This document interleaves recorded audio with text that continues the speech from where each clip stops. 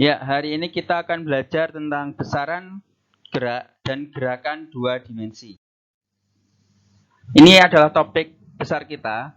Yang pertama adalah besaran gerak, yang kedua adalah penjumlahan vektor, yang ketiga adalah gerak dua dimensi. Yang pertama, besaran-besaran gerak.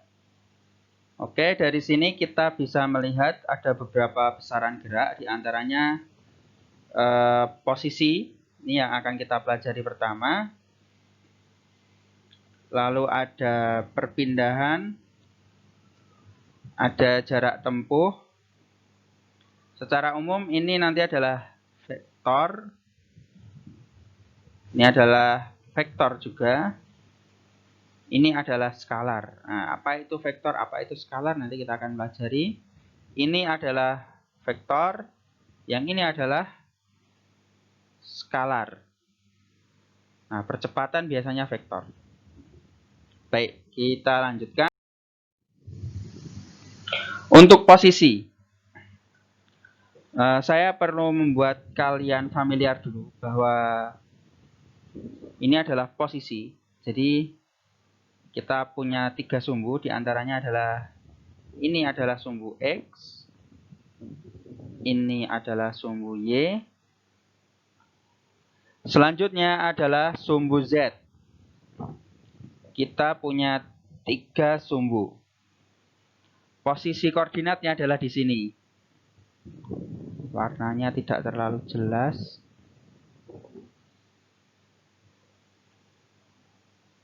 Posisi sumbunya adalah di sini. Lalu jarak dari titik pangkal sumbu ke titik sumbu kita, misalnya ini kita punya helikopter, posisi kita helikopter ada di sini. Jadi nanti akan ada suatu titik acuan. Jarak kita antara kita dan helikopter dipisahkan jarak sepanjang R. Oke, ini jelas ya. Oke, ini saya hapus karena cukup mengganggu.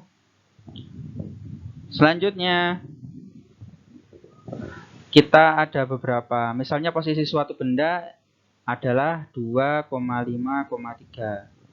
2 merepresentasikan sumbu X. Warnanya kurang menarik, saya ganti. 2 adalah sumbu X, 5 adalah sumbu Y, Z adalah 3. Biasanya gitu, X, Y, Z.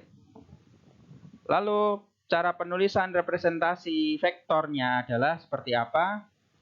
Biasa seperti ini. I, J, K. I merepresentasikan sumbu X,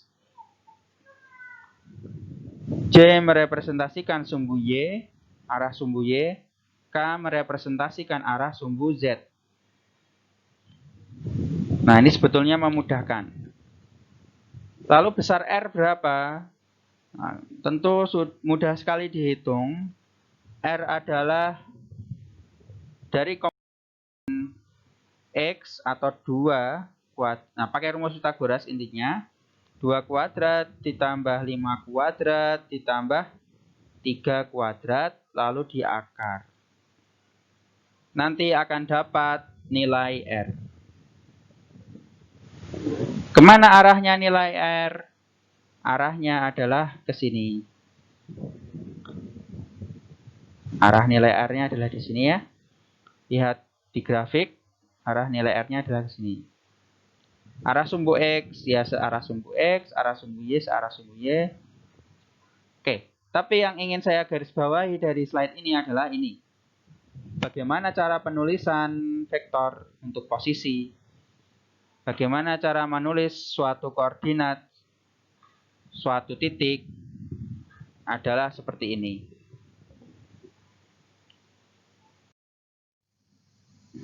Sekarang kita akan belajar tentang vektor dan skalar. Vektor, apa itu vektor? Besaran yang memiliki arah.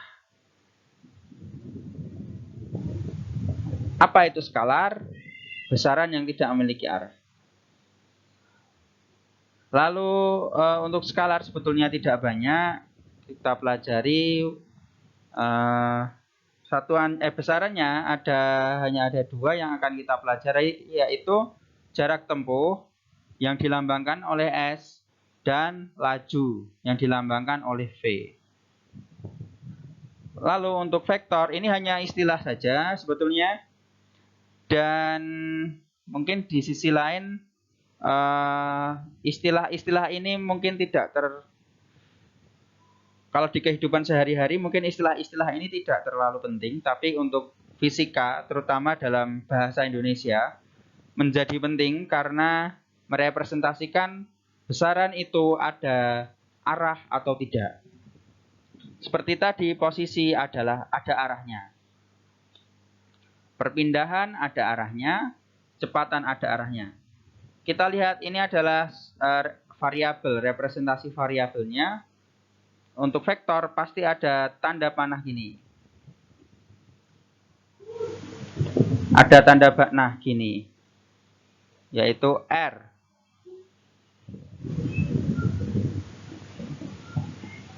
Jadi ada tanda panah di atas, itu adalah vektor. Biasanya kalau skalar tidak ada, dia bersih, S seperti itu.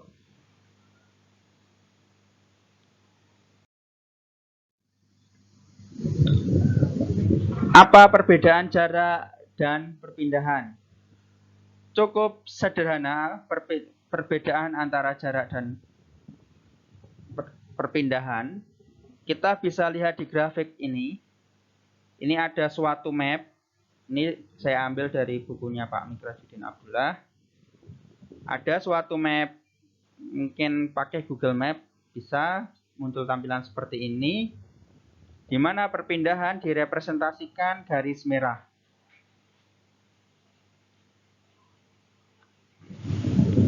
Lalu jarak direpresentasikan garis biru atau garis hijau.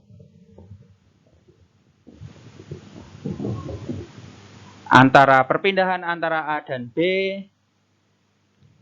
cukup bisa pasti tetap ya. Tapi kalau jarak belum tentu. Anda memakai rute yang jauh atau rute yang dekat. Perpindahan bisa diartikan seperti ini. Ini ingat, ini adalah koordinat, ini juga koordinat. Misalnya ada suatu sumbu seperti ini, ada koordinat 1 dan koordinat 2. Misalnya ini adalah 1,5, yang ini adalah 3,4. Maka perpindahannya seperti apa? Ingat dituliskan, kita harus menuliskan kembali di sini. Misalnya delta R2 adalah 3I ditambah 4J. Ingat, I merepresentasikan arah sumbu X, J merepresentasikan arah sumbu Y. Dikurangi R1. R1 adalah 1I ditambah 5J. Ada topinya ya. Yang bisa kita kurangkan hanya yang mempunyai notasi yang sama di belakangnya ya. 3I dikurangi 1I jadinya 3I. Kita kumpulkan per variabelnya ditambah 4J dikurangi 5J. Lalu kita akan dapat 1I minus J. Ini adalah perpindahan. Ingat, ini adalah perpindahan.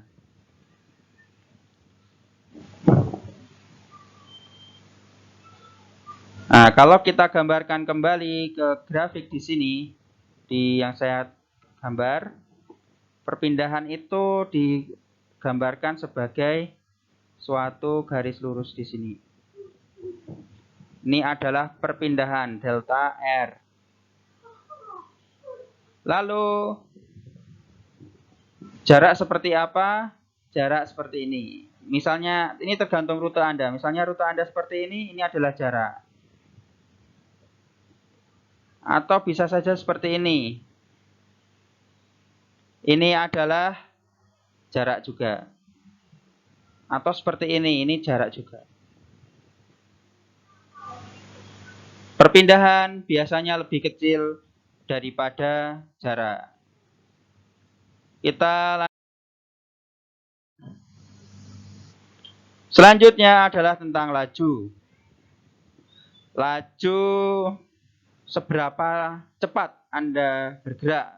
Misalnya laju dan kecepatan kalau di kehidupan sehari-hari kurang lebih sama. Tapi di fisika ini mempunyai makna yang berbeda. Laju diturunkan dari jarak. Laju diturunkan dari jarak.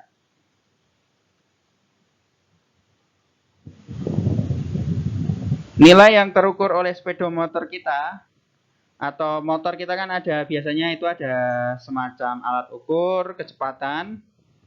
Maka itu yang diukur sebetulnya adalah laju rata-rata. Jadi misalnya tadi dari Jakarta ke Bandung menempuh jarak segini. Nah ini berapa panjangnya ini, atau kita misalnya punya benang, coba kita telusuri ini panjangnya berapa, atau seperti yang terukur di Google Map. Nah, berapa nilainya? Misalnya 23 km kita letak di sini. Berapa jam? Oh, kalau Jakarta Bandung pasti lebih ya. Ini hanya perumpamaan aja. Berapa jam? Misalnya 23 km ya 20 menit atau setengah jam misalnya. Nanti kita akan dapat laju rata-rata. Seperti itu. Apa itu laju sesaat?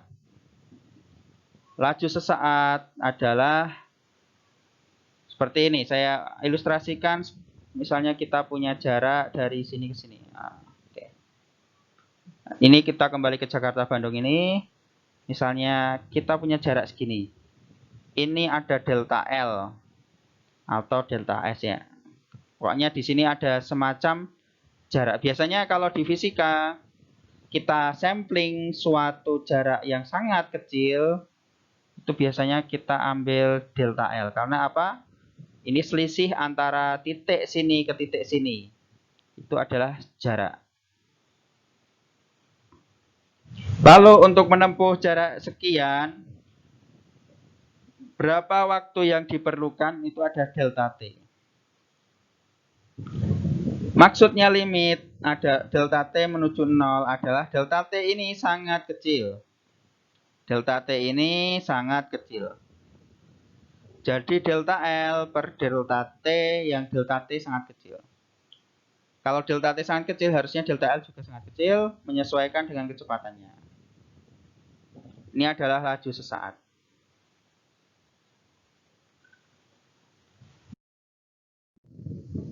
Selanjutnya adalah kecepatan. Konsepnya hampir sama dengan laju.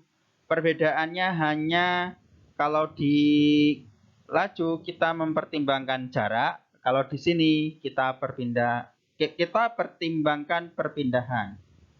Oke, perbedaannya hanya di sini aja ya. Kecepatan rata-rata biasa lebih kecil daripada laju rata-rata. Tapi kecepatan sesaat mungkin hampir sama. Misalnya seperti ini, karena sama metode untuk kecepatan sesaat. Jadi dari titik, misalnya saya buat di sini, hijau ke biru. Nggak terlalu beda, tapi ini biru, yang itu hijau. Dari hijau ke biru, kita menempuh jarak sebesar delta S misalnya. Menempuh perpindahan sebesar delta S. Lalu waktu yang ditempuh adalah sekian. Nah, sebetulnya kalau kita lihat kecepatan sesaat dengan laju sesaat ini hampir sama.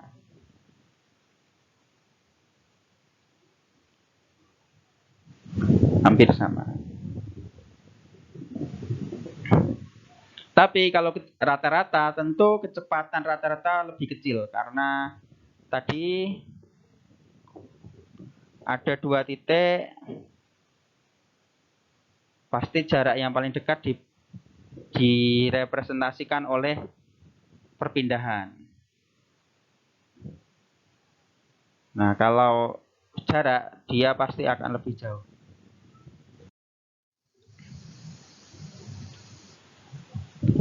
Selanjutnya kita akan belajar tentang percepatan. Percepatan, apa makna percepatan? Kalau kecepatan kan meter per detik. Ini sudah dibayangkan. Tapi percepatan itu seperti apa? Apa representasi fisiknya di kehidupan sehari-hari kita? Di kehidupan sehari-hari kita, misalnya kita naik motor, kita gas, badan kita seperti terdorong ke belakang. Semacam ada gaya yang mendorong kita ke belakang. Karena ada percepatan maju. Nah, kalau kecepatan tetap tidak akan terasa, kita akan stabil, tidak ada yang mendorong kita ke belakang. Jadi tidak seperti motornya itu tidak seperti didorong. Tapi kalau kita gaspol, motornya atau mobil kita, motor atau mobil kita seperti didorong dengan tenaga yang kuat, lalu kita sebagai akibatnya kita seperti terasa seperti mau jatuh ke belakang. Nah, disitulah ada percepatan. Jadi ketika ada perubahan kecepatan, misalnya ada perubahan kecepatan ya, ini misalnya seperti ini. Ini grafik kecepatan, ini time, waktu. Misalnya kita ada perubahan dari kecepatan 1, misalnya ini V1, berubah naik menjadi V2, maka ini adalah semacam, jadi di sini ada percepatan. Jadi semakin cepat. Tapi juga bisa semakin lambat. Jadi V1-nya di sini, V2-nya di sini. Nah, ini pada saat ngerem. Nah, kita seperti mau kejelungup ke depan atau mau jatuh ke depan itu. Oke, gerak lurus beraturan apa itu? Nah, ini sebetulnya sudah dipahami pas SMA ya, jadi saya tidak membahas terlalu banyak. Nah, ini gerak lurus beraturan. Gerak lurus beraturan seperti apa? Nah, ini contohnya sebetulnya sudah saya berikan. Ini gerak lurus beraturan.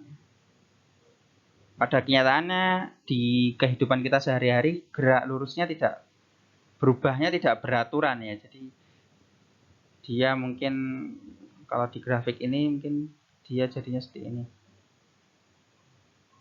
Ada semacam, nah, mungkin tidak lurus kayak gini. Kalau lurus kayak gini berubah beraturan.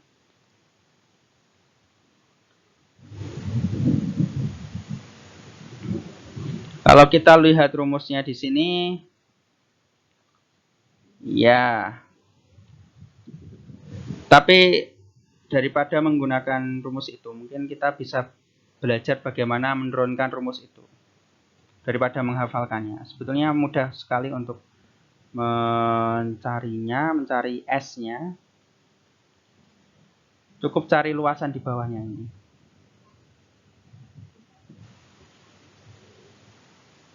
Jadi kalau misalnya rumus percepatannya adalah ini. Rumus percepatannya adalah ini.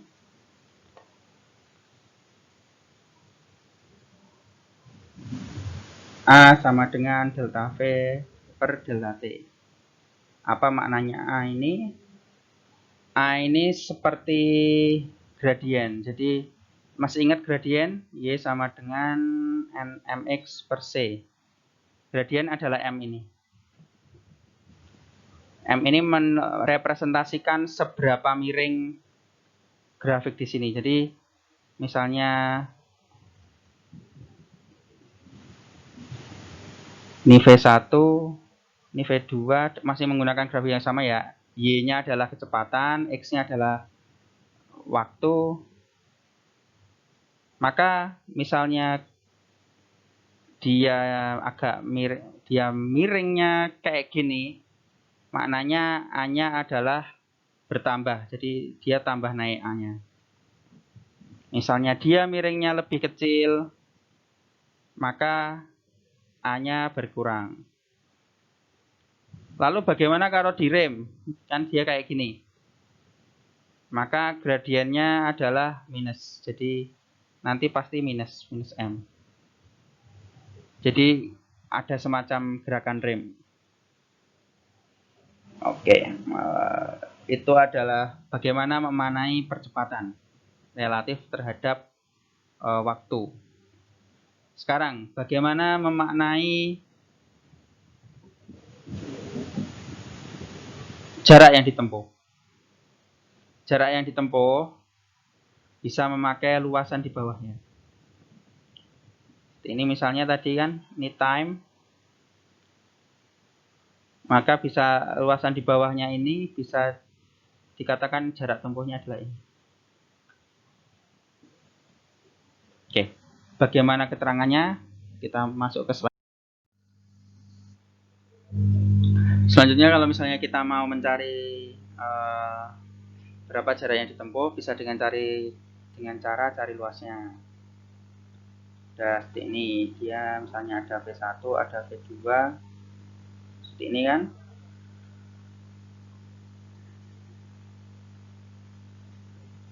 Nanti akan ada luasnya.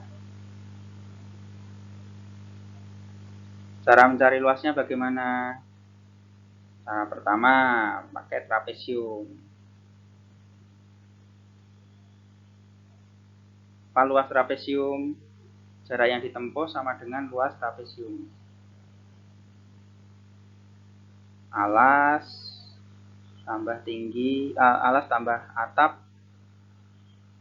bagi 2 kali tinggi. Alasnya apa? V1 tambah V2 per 2. Nanti delta T, tingginya ini ya, tingginya T1 ke T2. Terus ini ada delta T di sini. T2 kurangi T1 ya. Jadinya seperti ini. Lalu kita convert dulu, kita sudah tahu rumus A sama dengan V2 minus V1 per delta T. Nah, kita cari, kita masukkan, pengen yang diketahui hanya V1-nya, V awalnya, maka mudah. V2 sama dengan A kali delta T plus V1. Kita masukkan ke sini, nanti akan dapatnya A delta T plus 2V1 per 2 kali delta T. Nanti kita akan dapat, kita masukkan, kita nanti akan dapat persamaan ini. Itu adalah cara satu. Cara kedua adalah seperti ini. Jadi sebetulnya kalau kita ingin tahu suatu persamaan bahwa dv per dt itu apa? Nah, jadi percepatan itu adalah dv per dt atau turunan dari kecepatan. Lalu v atau kecepatan turunan dari apa? ds atau dr per dt. Jadi turunan dari jarak. Jadi kalau misalnya kita ingin mendapat total jarak, sebetulnya mudah, cukup kita integralkan saja. Jadi S sama dengan integral, misalnya ada fungsi T, fungsi kecepatan, maka ini adalah rumusnya. Terus dari T1 ke T2.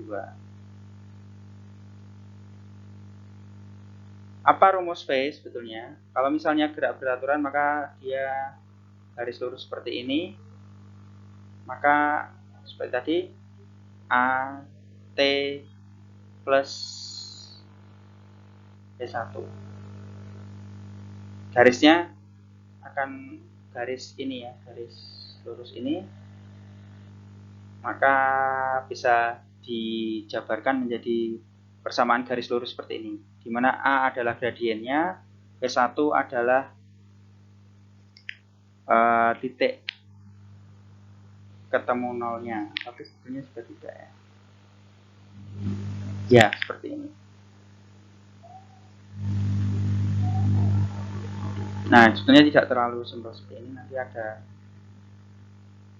Oke, kita anggap cukup ya, seperti ini, V. Jadi misalnya kita integralkan, maka akan jadinya apa? Setengah AT kuadrat plus V1T antara T1 sampai T2. Ini ya catatan misalnya ini di 0, mulainya dari 0. T1-nya adalah 0, maka kita bisa langsung dapat persamaan ini. Tapi kalau misalnya tidak, mungkin ada sedikit trik, tapi tidak terlalu susah. Ya, misalnya ini T1-nya 0, maka nanti dapat ini. Setengah AT kuadrat plus V1T. Oke, ini hanya pengayaan saja ya. Boleh menghafalkan ini, tapi kalau dengan cara seperti ini juga bisa.